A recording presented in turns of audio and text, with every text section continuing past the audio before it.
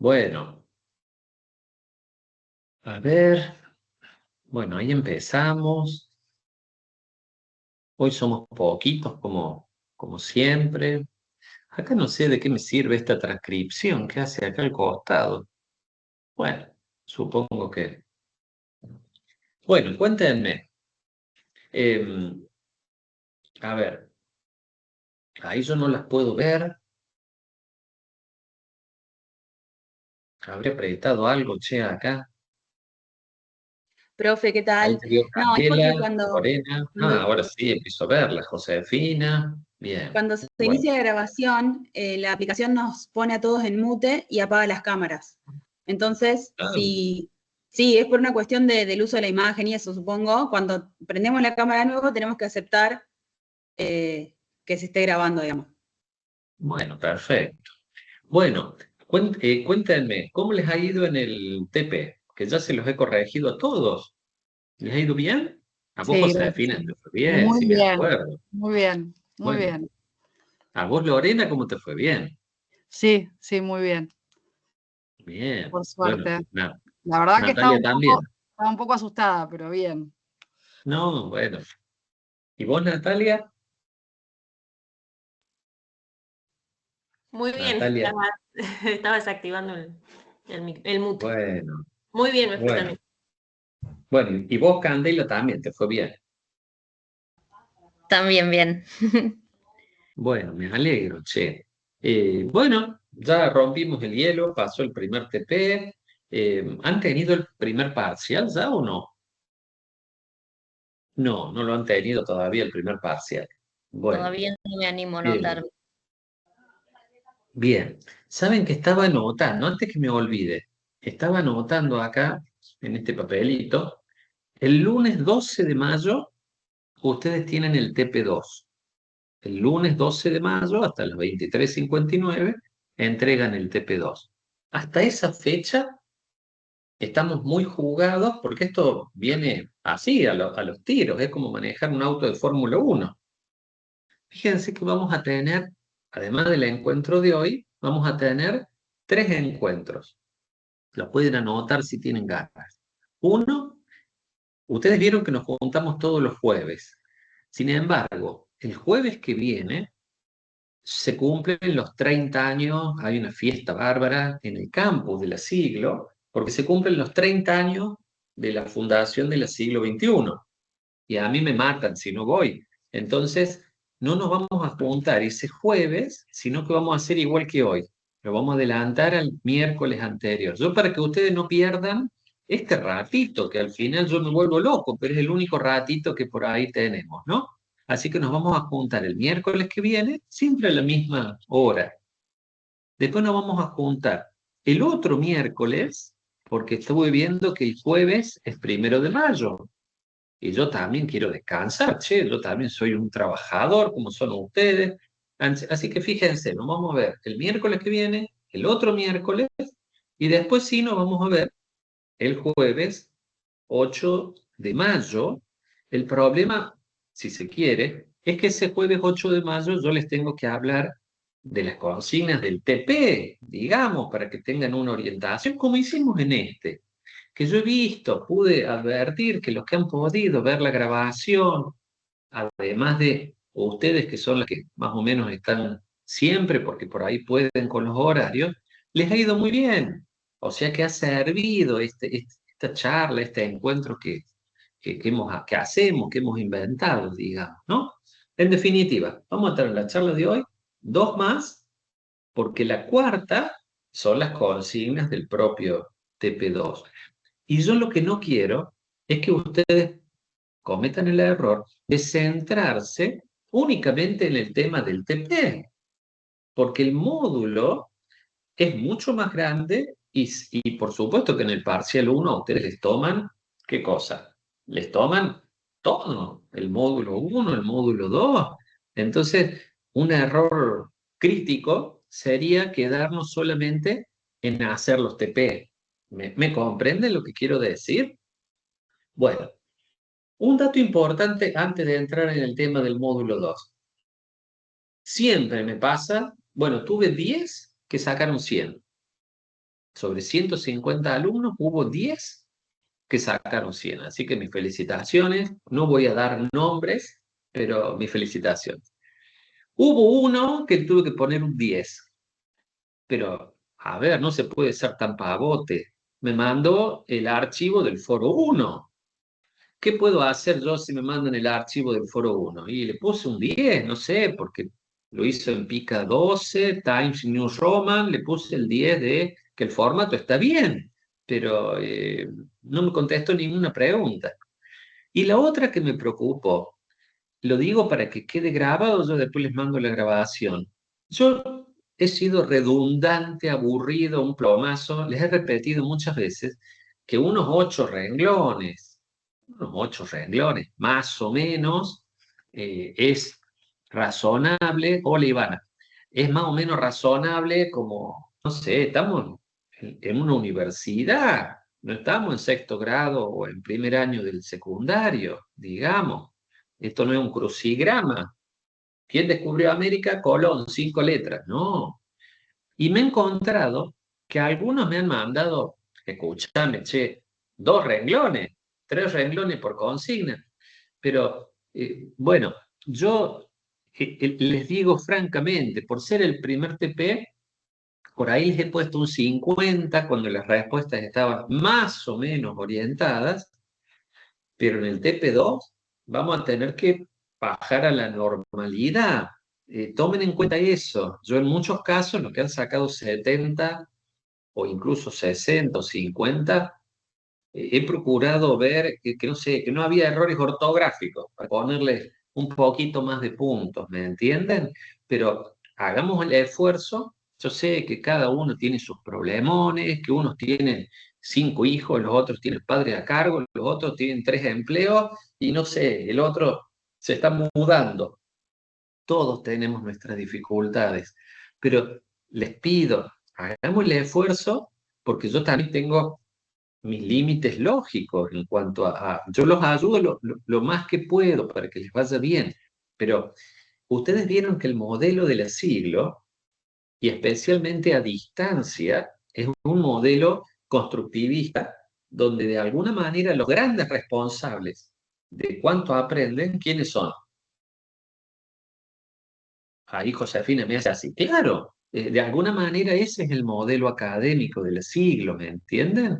Entonces, yo, por eso es un modelo que implica una enorme responsabilidad, un manejo muy importante del tiempo, porque si ustedes no logran destinar 2 horas, 2 horas y media todos los días a, no sé, aunque sea a ver estos videos pavos que yo a veces les grabo, la cosa no va a funcionar, ¿me entienden? Entonces, yo les hago todo el énfasis en que eso, porque la parte mía es fácil. Yo soy como el instructor del gimnasio que les hace una hojita que dice, hagan 3 series de 8 repeticiones con 4 kilos, no sé qué, y empiezan ahí. Pero las que hacen las repeticiones, ¿quiénes son?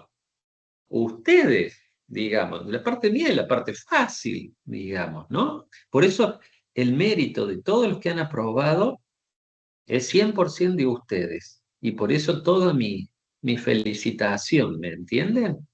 Che, acá me han puesto algo en el chat.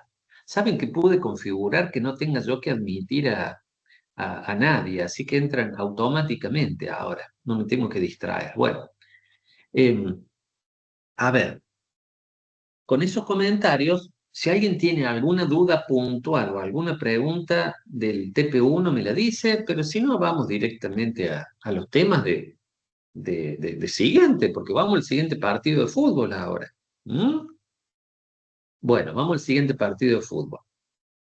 El módulo 2 ya es una entrada así como quien se zambulla en la pileta y entramos de lleno a los temas bien jurídicos, digamos, ¿no?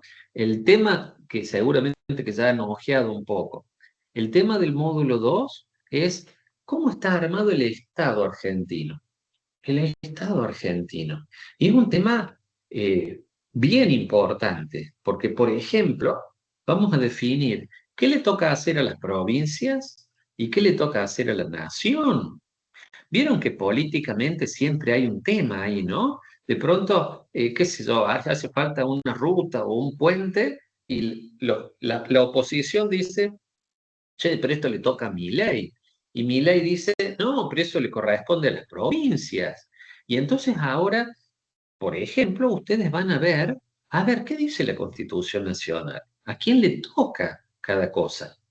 En muchos casos vamos a ver que hay facultades concurrentes, es decir, que a los dos les toca, en realidad. También vamos a ver qué impuestos le toca recaudar a cada uno, cómo se financian los tipos, cómo hacen.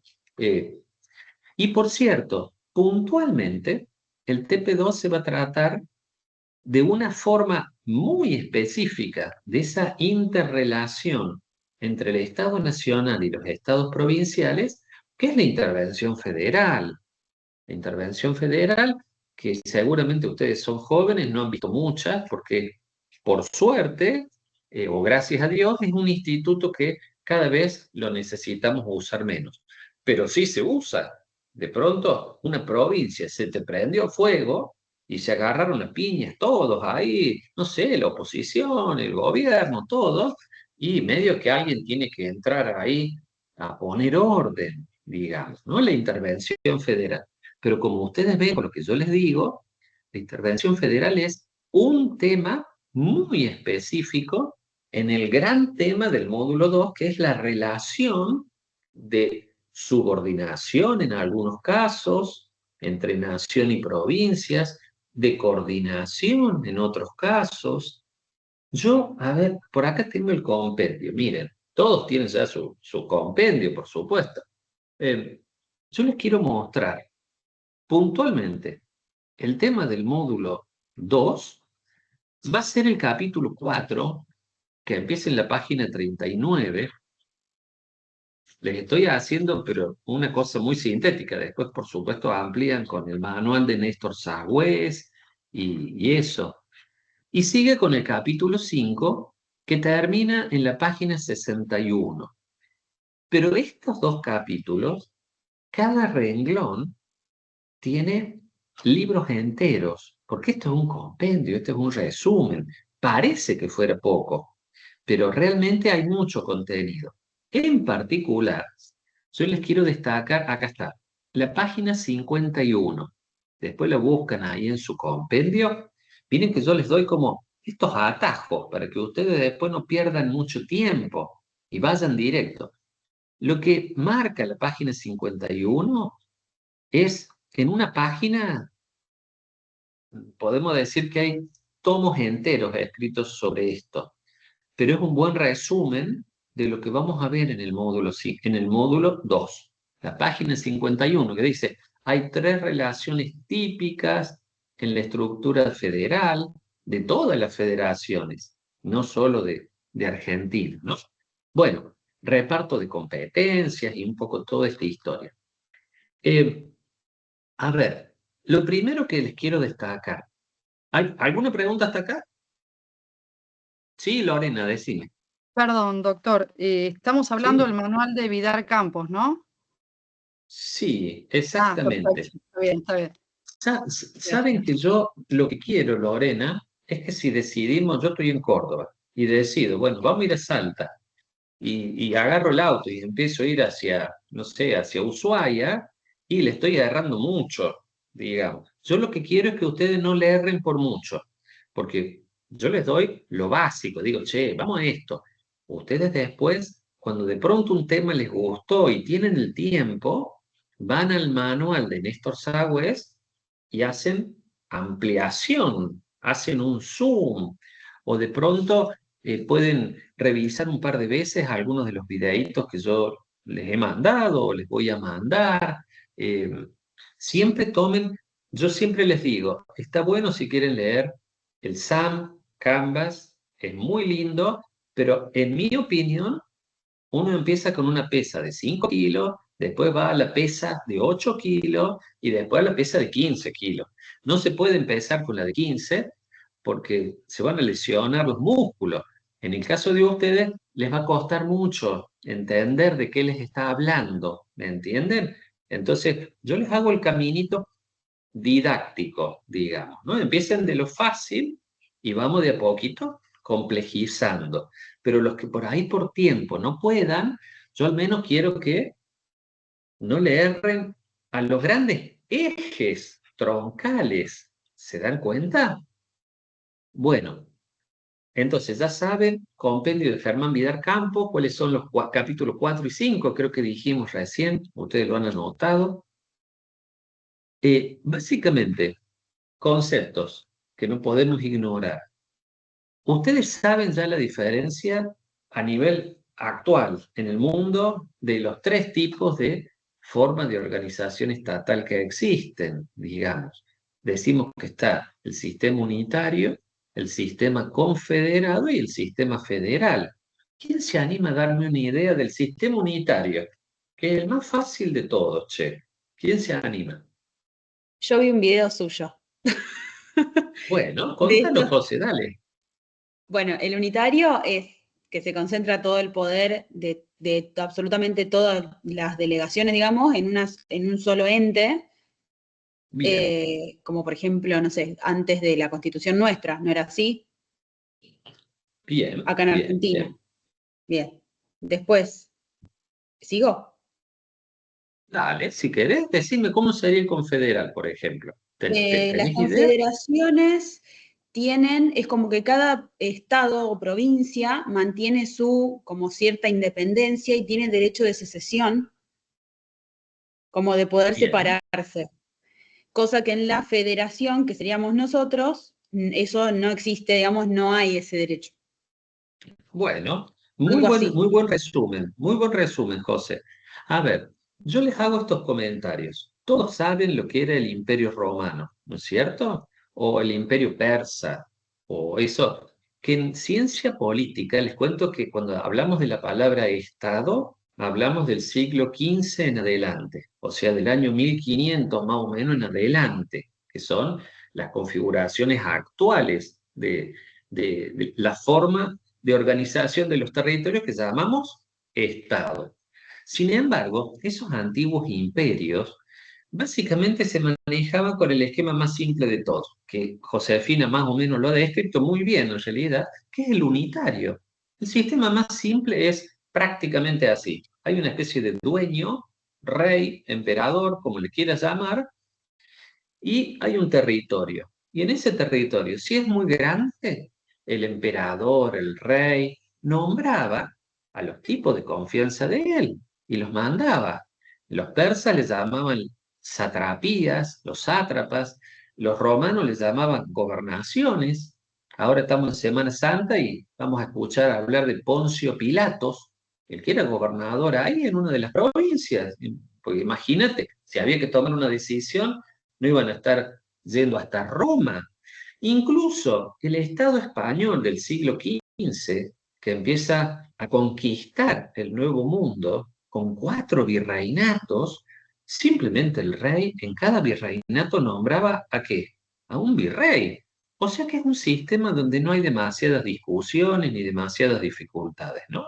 Y no hay una distribución de quién recauda qué, porque es un territorio, hay un monarca, y si el monarca le quiere mandar unos pesos al virreinato de Buenos Aires y no al de Lima, era un tema de él. ¿Me comprenden que es la forma más simple de entender esta configuración estatal? Pero para que no se confundan, en ciencia política decimos que la forma estatal surge desde el siglo XV, más o menos en 1450, 1500, con las 4 principales, que son Francia, España, la corona británica, Portugal. Alemania recién en 1870 se va a sumar ya como un Estado unificado, Italia con Garibaldi en 1860. Por eso es que España, Portugal, Francia y Gran Bretaña es como que arrancan con ventaja con respecto a los otros, ¿no? Porque son los primeros que se transforman en un Estado moderno. Moderno desde el 1500 hacia acá, los últimos 500 años. ¿Cuál es la característica? Estos tipos aprenden a esto. Recaudación constante, eso lo pueden anotar, y ejército permanente.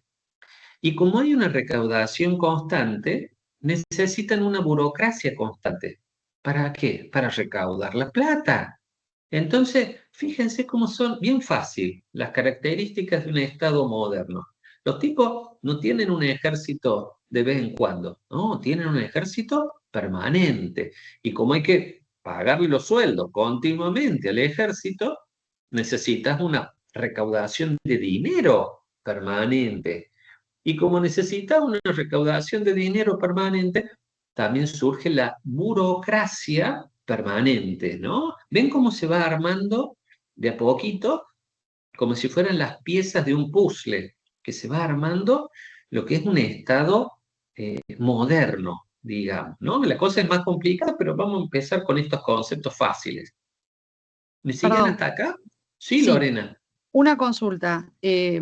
Nosotros tuvimos, creo que era en el 1826 o 1823, la batalla de unitarios y federales. Más o menos fueron todos contemporáneos en las fechas de Europa, ¿no? Que estamos hablando. O sea, A ver, también a ver. esa batalla fue importante para nosotros ahí, ¿no? Bueno, a ver, sigamos usando tu pregunta, Lorena, que es muy buena. Sigamos como el hilo. ¿Cómo es que nace Argentina en este esquema, ¿no?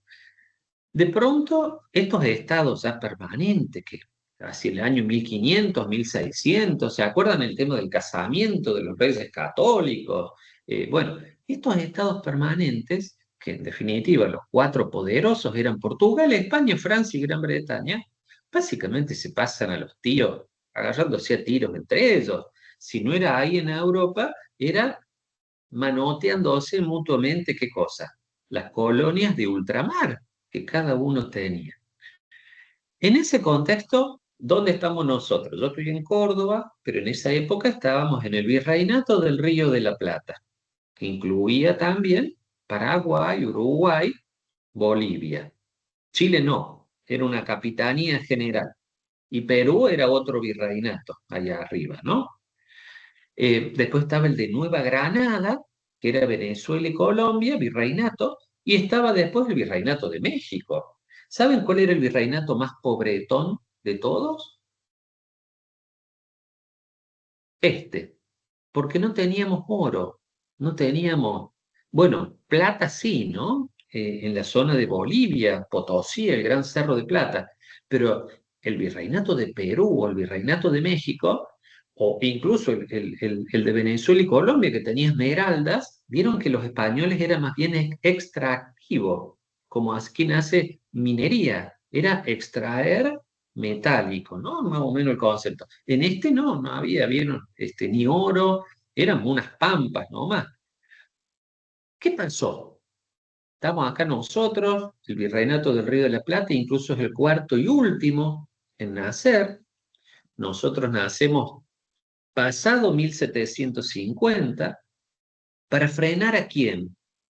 Nada menos que a la colonia de Portugal, que era el vecino grande que teníamos al lado, que era Brasil, que estaba el tipo ahí avanzando, comiéndose como un Pac-Man, sobre todo la zona norte de Uruguay. Entonces, España dice, ¿sabes qué? Vamos a hacer ahí una especie de murallón para frenar a los portugueses. Nace este virreinato del Río de la Plata. ¿Cuál era la zona más rica? ¿A que no adivina? Del virreinato del Río de la Plata.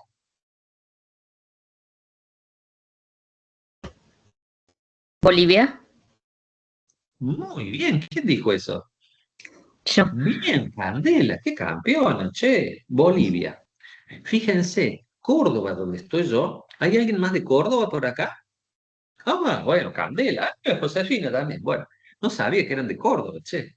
Bueno, Córdoba, ciudad de Córdoba y los alrededores, subsistíamos fabricando mulas, o sea, haciendo que estos bichos nazcan, se reproduzcan, y se los vendíamos ¿a quién? A Bolivia, que los usaban para las minas de plata, digamos, ¿no? Todo era un comercio más bien orientado hacia el norte. Buenos Aires era una pobre aldea cuando fue fundado el Virreinato del Río de la Plata. Ustedes después pueden ahondar, si no me vuelvo loco, que se me pase el tiempo y acá me retan en mi casa si me extiendo más allá de las 9.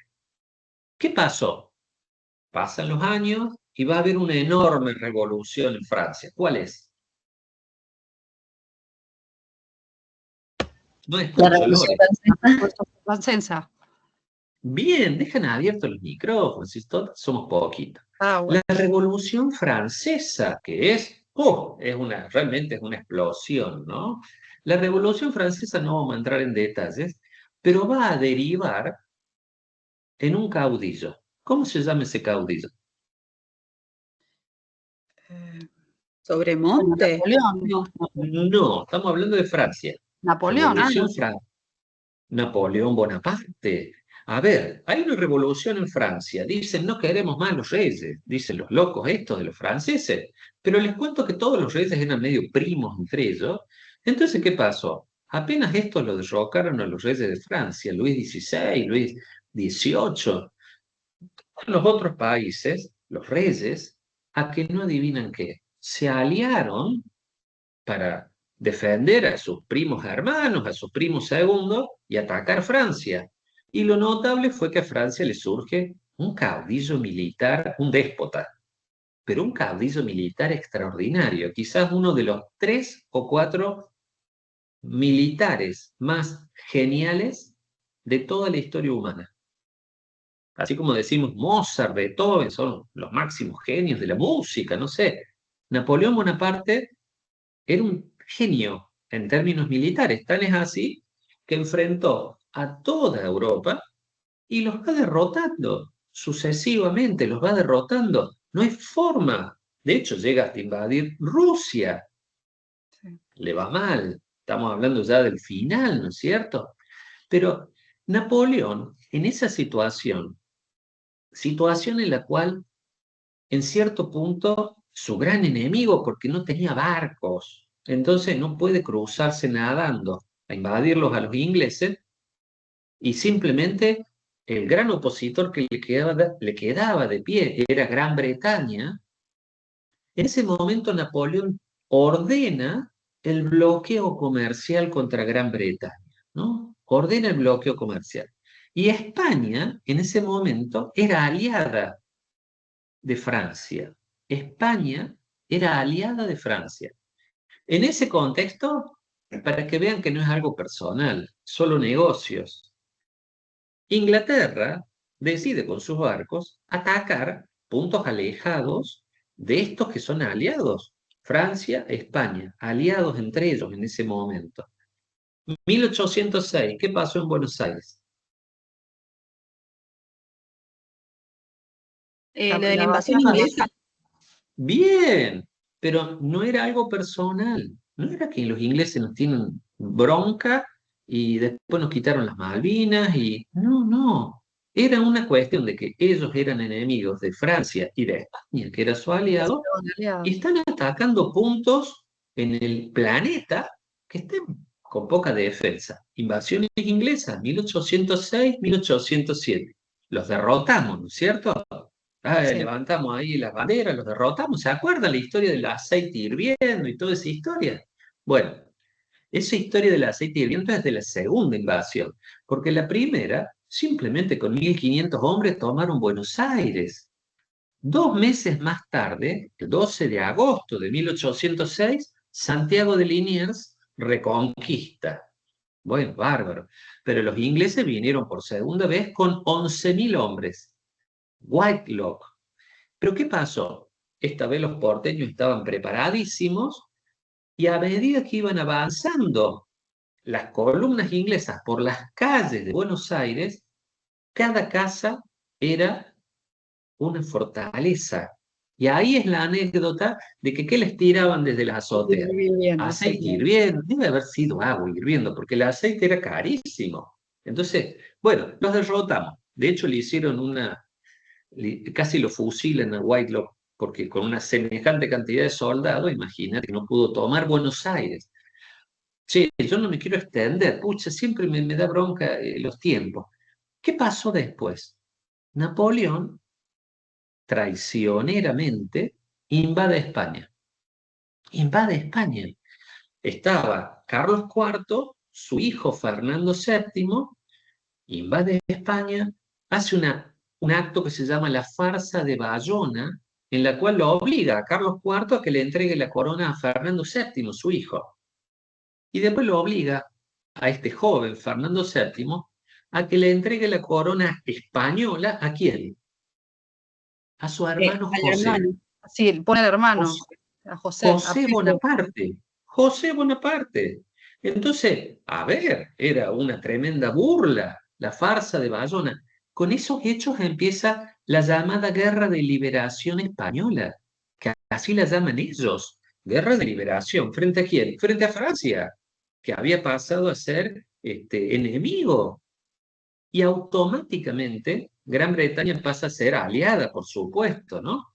Pero, a ver, las tropas de Napoleón eran invencibles y en muy poquito tiempo Francia toma toda España y el rey está encarcelado, tanto el papá como el hijo. Cuando llegan el famoso barco a Buenos Aires con las noticias de que no existe más la corona en España, ¿qué creen que dijeron en Buenos Aires? Escúchame, España no existe más. ¿Qué está haciendo el virrey? Si el virrey lo mandó el rey, vamos a organizarnos nosotros, digamos, ¿no?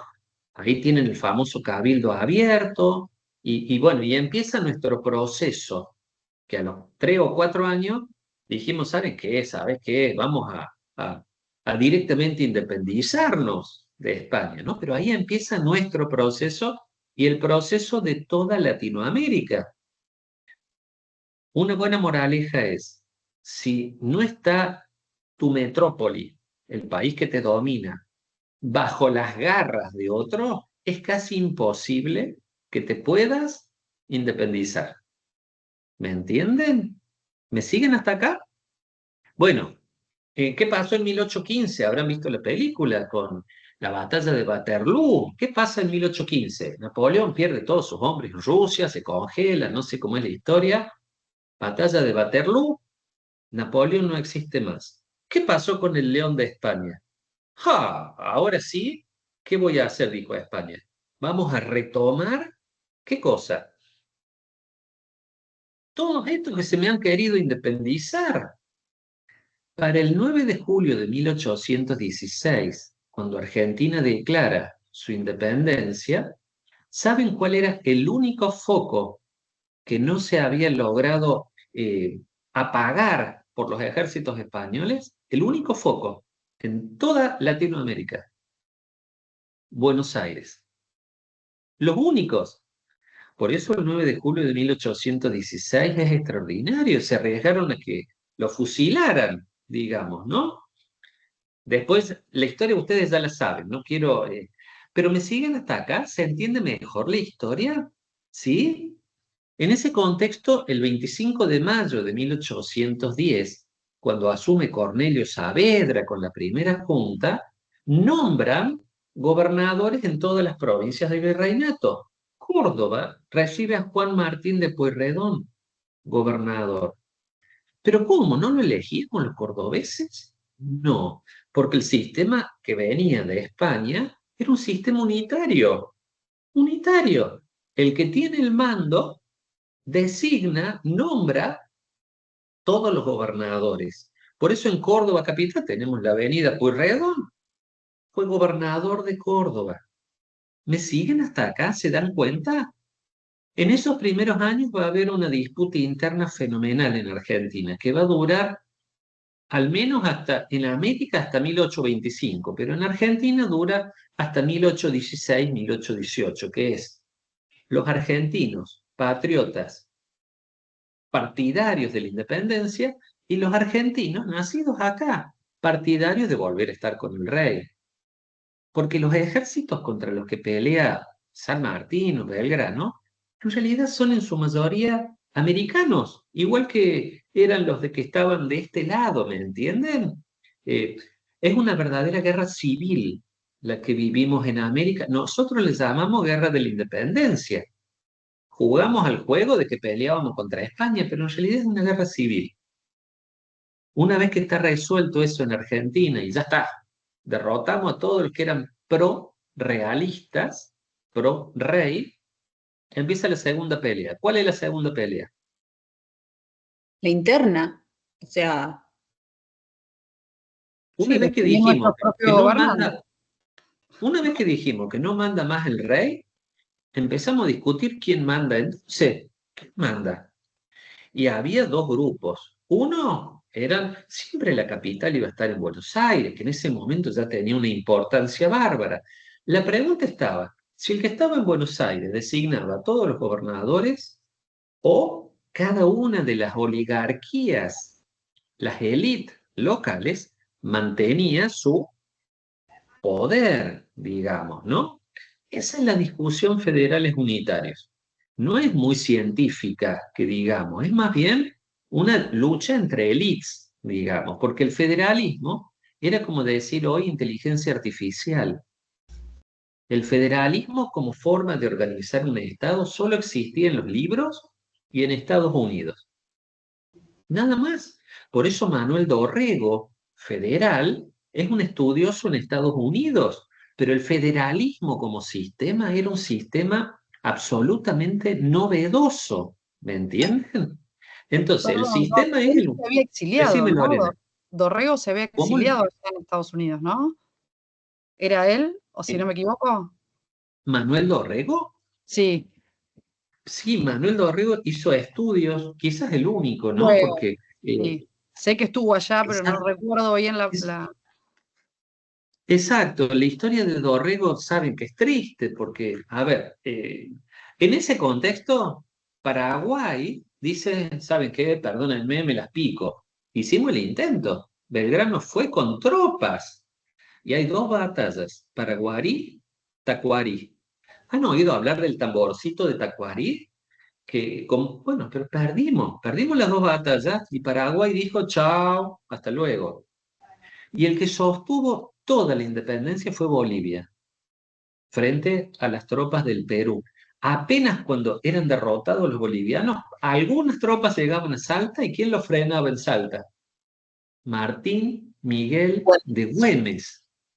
Pero les debo decir, así quedó Bolivia, porque Bolivia fue el teatro de operaciones, donde fueron todas las batallas hasta que San Martín, por mar, llega a Perú. Les debemos ahí un reconocimiento, me parece, ¿no? A los paraguayos. La historia de Uruguay es más triste. En ese caos, Brasil invade. Chau, invade Uruguay. Un grupo de estancieros, entre ellos Juan Manuel de Rosas, junto con otros estancieros de Uruguay, que se llaman los 33 orientales, encienden la mecha de una rebelión en Uruguay y Argentina manda sus tropas, manda a su mejor general, Carlos María de Alvear. Y Argentina gana. Batalla de Ituzaingó, 20 de febrero de 1828, si no me equivoco. El caos era tal internamente que Rivadavia, como presidente, dice, ¿sabes qué? Mirá, hagamos una cosa, que no quede para ninguno de los dos, que quede neutral. Lo derrocan a Rivadavia, asume Dorrego, y Dorrego termina firmando eso, ¿sabes qué? Bueno, mirá, que quede para ninguno de los dos, que quede neutral. Las tropas que vuelven de Ituzaingó, encabezadas por un héroe como es Juan Lavalle, vienen furiosas, porque ellos dicen, nosotros ganamos. ¿Qué venís a afirmar que declaras que se independicen? ¿Y qué hace la barbaridad? ¿Qué hace Juan Lavalle con Dorrego?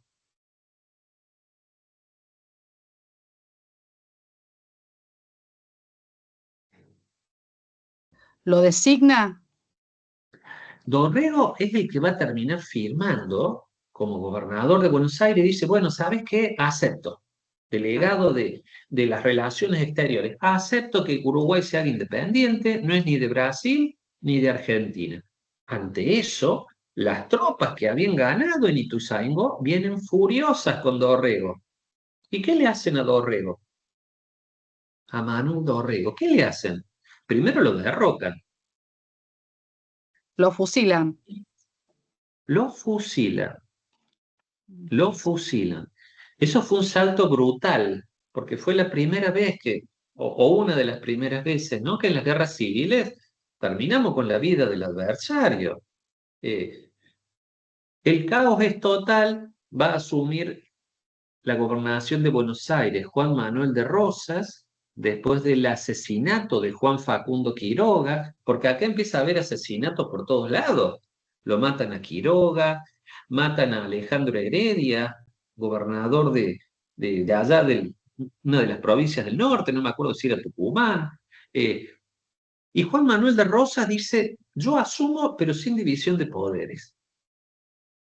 No se decía sin división de poderes, se decía, si no me dan la suma del poder público, es decir, poder ejecutivo, legislativo y judicial, no agarro el bastón de mando. Se lo dan, por cierto, va a estar, ¿cuántos años? Entre el 35 y el 52. Gobernador de Buenos Aires a cargo de las relaciones exteriores. Estamos hablando de que hay 13 provincias, más Buenos Aires son 14, le vamos a llamar provincias históricas, que son las originarias, que a través de un documento, el Pacto Federal 1831, dicen, che, queremos ser una sola cosa, queremos ser Argentina, pero algún día redactaremos una especie de constitución, algo, porque había habido un par de intentos y las oligarquías federales de cada provincia no querían que fuera un sistema unitario, ¿no? Rosa, a su vez, no quería la constitución, porque cualquier constitución iba a implicar división de poderes. Y Rosa no quería saber nada. Dice, no, ¿por qué me venís con eso? La única, de hecho, verdaderamente cuando decimos, este gobernante manda como un capataz de estancia, el modelo que tenemos en la cabeza, ¿no? Es Juan Manuel de Rosas, 1835, 1852. Acá hay que destacar que hace aparición la forma confederal, porque Argentina estuvo así de cerquita de convertirse en Centroamérica. Centroamérica tiene como 10 países, republiquetas, todas chiquititas así. Argentina estuvo así de cerquita de ser eso. En eso se la debemos a Juan Manuel de Rosas, ¿no? Que logró mantener durísimo las riendas, por así decirlo, de estos 14 caballos que se estaban desbocando para cualquier lado, les cuento, ¿no? Eh, Sin embargo, la forma, de hecho, todo ese periodo se llama Confederación Argentina. La forma era, mirá, somos 14 países independientes. Cada gobernación es independiente. Simplemente le vamos a delegar el manejo de los embajadores y esos asuntos a uno de nosotros. Somos todos pares. Uno de nosotros que es el gobernador de la provincia de Buenos Aires, ¿no? El manejo de las relaciones exteriores, pero sigue siendo gobernador. No hay autoridad nacional, no hay presidente. ¿Se dan cuenta? A veces en la historia, lógicamente, en la primaria y la secundaria no nos dan a dar tantos detalles, pero a nivel institucional, ustedes que van a ser abogados lo tienen que conocer. Entonces, hasta acá les puedo decir dos cosas. Ya vimos el sistema unitario, que es el que ha habido toda la vida hasta hace 200 años. Y estamos viendo que el confederal implica que se ponen de acuerdo países independientes para hacer una entidad mayor. Y como dijo Josefina, hay derecho de secesión. Secesión quiere decir, como Argentina ahora con Milei que dice, perdóname, pero yo me voy del Mercosur. Más o menos así creo que están hablando ahora. Pero claro, hay derecho a salirse, no es a la fuerza, ¿no? Como bien dijo Josefina, cuando tenemos una federación, el derecho de secesión desaparece, digamos. La primera gran ejemplo de confederación son las 13 colonias de la costa del Atlántico norteamericanas, que se independizan de quién, de Gran Bretaña, llegan a un acuerdo medio rápido, y son a ver, ellos sí forman una autoridad nacional, Pero como yo les dije en el video de hace 2 o 3 años, que estoy con menos canas, por cierto, y más joven, que ya vio Josefina, la discusión en la guerra de secesión de los Estados Unidos, cuando Abraham Lincoln dice, bueno, se acabó, no tenemos más esclavos, es que la mitad de esos estados eran esclavistas y dicen, che, macho, todo bien con vos, pero nosotros no vamos por nuestro lado y seguimos con los esclavos. Ellos dicen, esto es una confederación. De hecho, los soldados del sureño pueden ver la película Lo que el viento se llevó. Los soldados sureños, ¿cómo le llaman? Los confederados. Ellos sostienen, somos una confederación, ¿qué me venís a obligar a mí a que no me puedo ir? Porque ellos dicen, libera vos tus esclavos, yo me voy por mi lado, soy independiente, no los libero nada. ¿Y cómo se llaman las tropas del norte? La Unión. Abraham Lincoln dice, no, macho, esto ya es una federación. La Unión. Unos tenían chaquetas grises, los de la Unión, los otros eran una chaqueta azul marino, los confederados, ¿no? Dicho eso, el gran salto en Argentina va a ser lograr pasar de un Estado sin constitución nacional a un Estado donde vuelve a haber una constitución y un gobierno nacional, después que cae Rosas. La siguiente es el salto de confederación, que es un flan, así blandito, está pegado con plasticola, a ser una federación. Por eso cuando a veces hacíamos bromas con Macri o con los K, creo que era que Córdoba y Mendoza votábamos en contra. Y decíamos, che, vamos a declarar la independencia. No, no se puede. Somos una federación, ya no se puede hacer eso.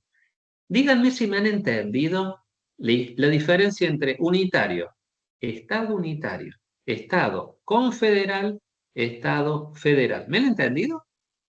¿Sí? Una cosa importante, los dos estados o formas de estado son unitario y federal.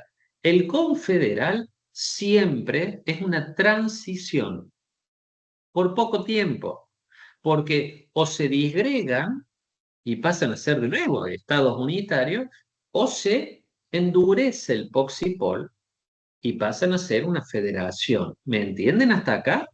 Así que no hay confederaciones permanentes. De hecho, Alemania, que eran un montón de estados, confederación, Otto von Bismarck en el primer Reich, 1870, justamente 1871, los unifica en una federación. Hasta hoy, Alemania es una federación, Brasil es una federación, Estados Unidos también. Y miren cómo Estados Unidos es más federal que nosotros. ¿Han escuchado que algunos estados de Estados Unidos tienen pena de muerte y otros no? Bueno, Sí, ustedes que son astutos se dan cuenta que eso significa que no hay un código penal para todo Estados Unidos. Nosotros, Estados Unidos no, son aún más federales que nosotros. Cada estado tiene que ser loco. Entonces, Argentina con Alberdi trató de hacer un esquema, sí, federal, pero con elementos también cercanos a un esquema un poquito más cercano al unitarismo. ¿Me siguen? ¿Se dan cuenta? Entonces, y con esto cierro como anécdota.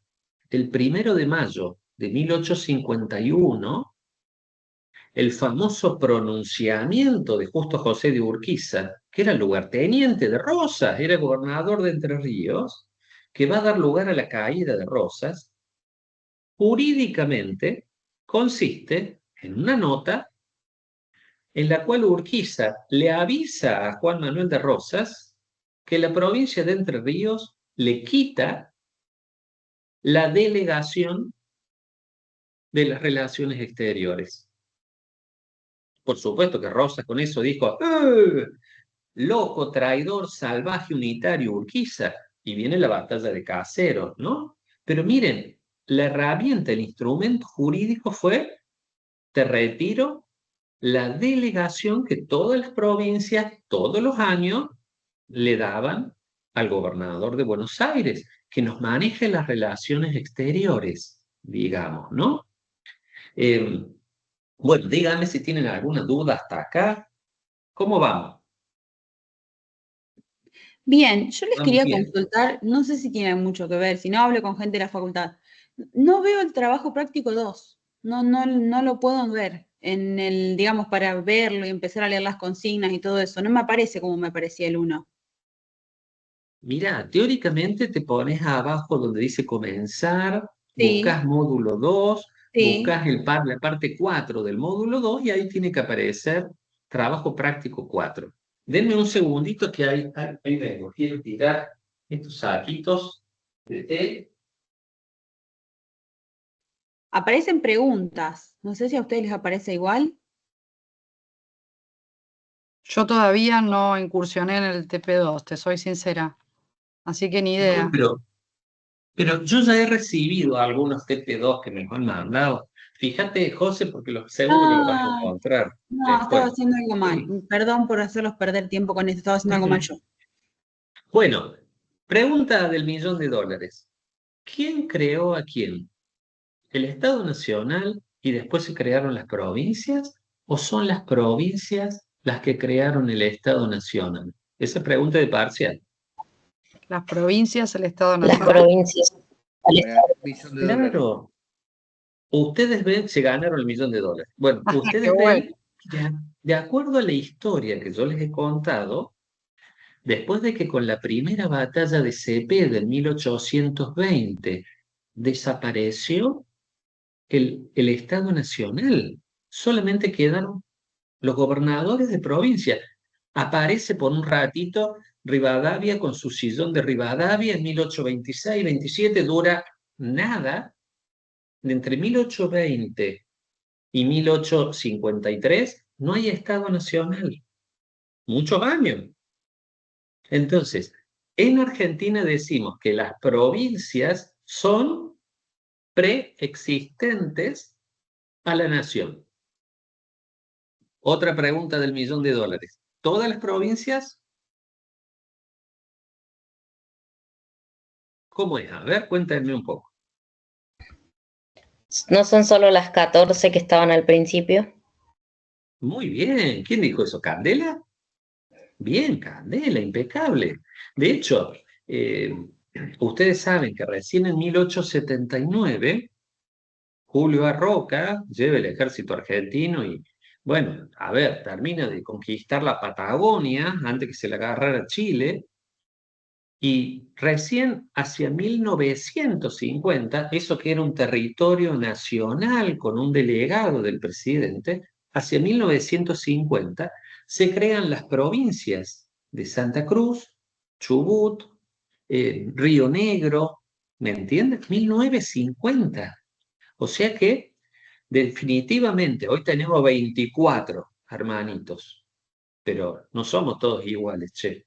Córdoba es una de las 14 provincias históricas que crearon el Estado Nacional, ¿me entienden? Las otras, ¿cuál es la última con rango de provincia? A ver, me van a matar los otros constitucionalistas, pero ¿cuál es la última con un rango parecido a provincia que hemos creado? Tierra La del ciudad Fuego. autónoma de Buenos Aires. Cava, Cava, exactamente, Cava, Ciudad Autónoma de Buenos Aires. ¿Y la anterior? Tierra Tierra del del Fuego. Tierra Tierra del del Fuego. Fuego. Tierra del Fuego, exactamente. Eh, Esto es bien importante. ¿Por qué? Porque ustedes van a ver que para entender mejor la famosa Constitución, son las provincias las que van a decir, mira, estas atribuciones son las del gobierno nacional, porque lo creamos nosotros. Somos nosotros los que le damos las atribuciones. Y las atribuciones que no están acá anotadas en la Constitución Nacional, las mantenemos nosotros, dicen las provincias. Todas las atribuciones que no les hemos delegado, nosotras, dicen las provincias, que somos anteriores al Estado Nacional, todo lo que no le hemos delegado, lo conservamos, digamos, ¿no? ¿Me comprenden hasta acá? ¿Sí?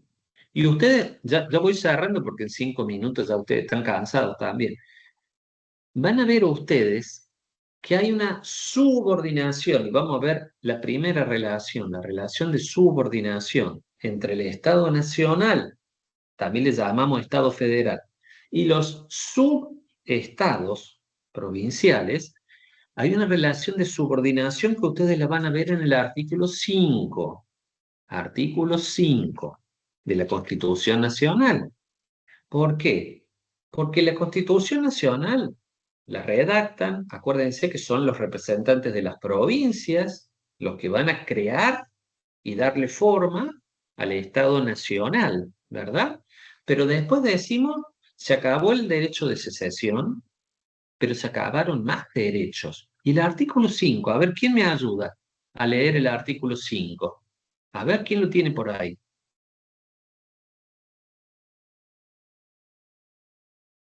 No escucho, a ver. ¿Quién lo quiere leer el artículo 5 de la Constitución Nacional? Búsquenlo tranquilo y me lo leen ustedes, así yo puedo tomar mate. Dale, Lorena. Ahí está. Dice, el artículo 5 de la Constitución Nacional Argentina establece que cada provincia debe dictar su propia constitución bajo el sistema representativo republicano, de acuerdo con los principios, declaraciones y garantías de la Constitución Nacional. Además, se rige que estas constituciones provinciales aseguran administración de justicia, régimen municipal y educación primaria. Paremos ahí un segundito, Lore. Fíjense, ya la Constitución Nacional, creada por las provincias, ¿eligió monarquía o sistema representativo republicano? ¿Cuál de los dos eligió? Representativo republicano, ¿no es cierto? Sin embargo, las provincias mantienen su autonomía, pueden gobernarse como quieran, sí, pero no tanto. Sí, pero no tanto, porque el artículo 5 le pone condiciones. ¿Chan? Condiciones. Si mañana Córdoba hace una reforma de su constitución provincial y dice, de ahora en más tenemos monarquía. Monarquía. Están los hijos de Yarlora, los nietos de Yarlora, el gobernador. Monarquía. ¿Se puede? Fíjense que no. Acá No. dice el artículo 5, cada provincia dictará para sí una constitución. Ok. Pero empiezan las condiciones. Bajo el sistema representativo republicano.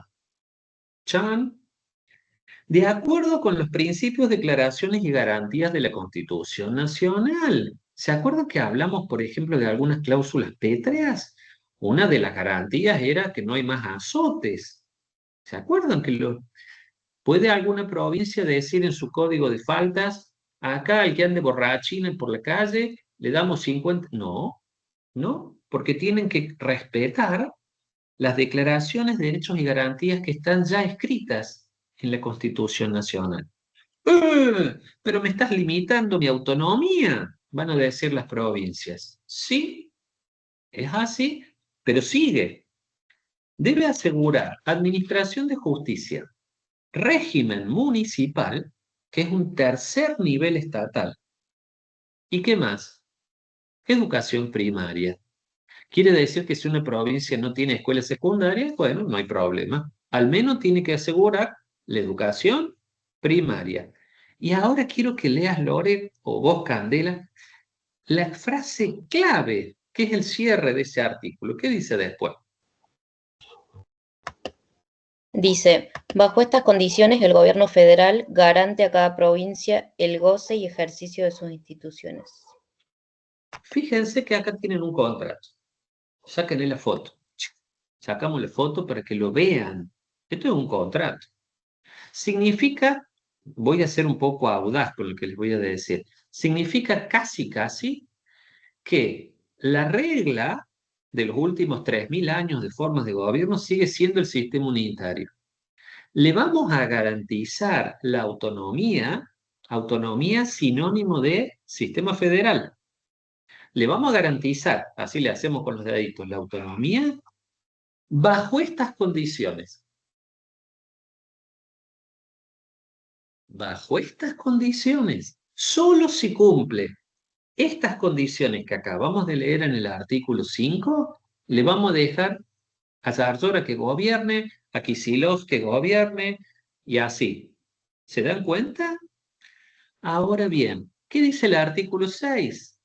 Léanme el primer renglón, nada más.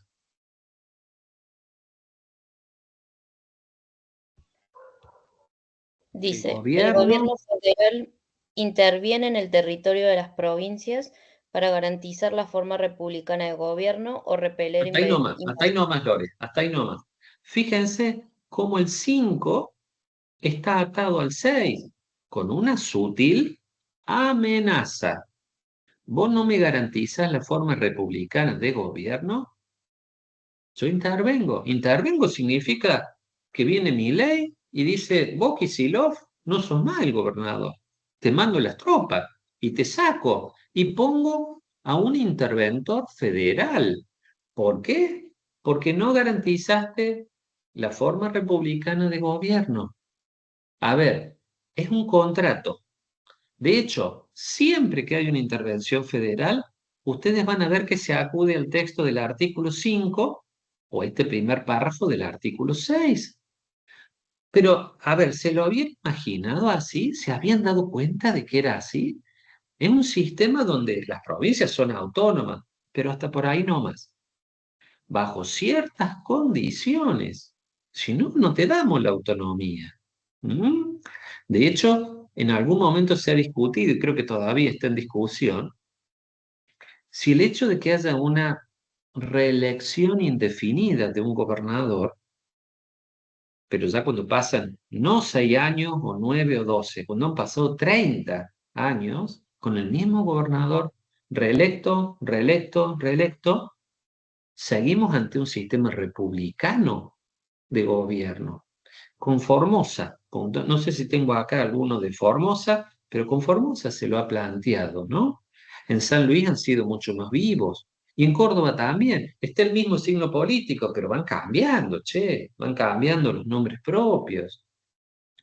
Bueno, díganme hasta acá si les ha gustado lo que hemos charlado, si me han entendido, díganme, a ver, ¿sí? ¿Más o menos? Muy bueno, muy didáctico. Sí, muy, Bueno, muy bien planteado, muy didáctico, muy, lo bueno, hizo ahí muy apareció Cristian, divertido. mirá, los saludos a Cristian también. Che, chicos, acuérdense siempre que hacemos estas charlas, pero son un disparador para que después se vayan a seguir leyendo ahí el libro, ¿no es cierto? Para que todos entendamos mejor. Lo importante es que nos quede claro que las provincias argentinas preexisten al Estado Nacional, pero no todas las provincias. No, no, Chubut no, Tierra del Fuego no, solamente las 14 provincias históricas, originarias, las 14 provincias originarias, digamos, ¿no? Y eso va a tener consecuencias después, lo que vamos a ver quizás el próximo miércoles, creo que dijimos, de la distribución de atribuciones entre nación y provincia, ¿no? También vamos a ver que una vez que creaste el monstruo, evidentemente el Estado Nacional va absorbiendo funciones, ¿no es cierto? Como suele pasar, y ya lo vamos a ir viendo también. Pero aunque sea le hemos dado la primer patada, la pelota, la primera jugada del partido de fútbol del módulo 2, que es más o menos cómo surge el Estado en general y cómo surge el Estado argentino en particular. ¿Ah? Yo voy a ver si después les puedo mandar algún videíto más si encuentro. Y bueno, y nos vemos el miércoles que viene. ¿Qué les parece? Gracias por acompañarme este rato. ¿Ah? Bueno, gracias a usted, profesor. Gracias. Gracias Nos por vemos. la Gracias. clase. Provecho. Buenas noches. Buenas noches. Hasta luego. Gracias.